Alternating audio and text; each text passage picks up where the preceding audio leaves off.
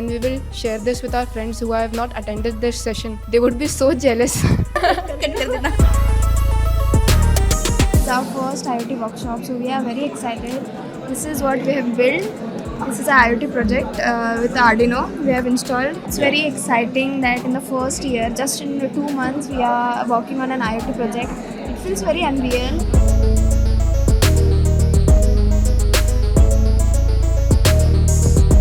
The experience is really good.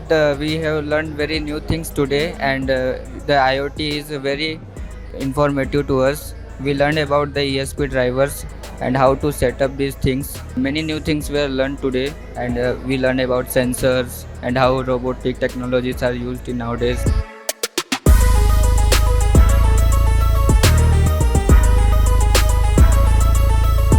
Today I got to know that there is more than Internet of Things. Using one just sunglasses and one wristband, you are able to control each and everything. That was the new thing we have learned today. I hope that we would learn many more such things in future. Even though we are having a lot of problems and issues regarding the codes and the prototypes that we are building, but still because of the staffs and the teachers of Next Wave, we are able to do that. So thank you so much.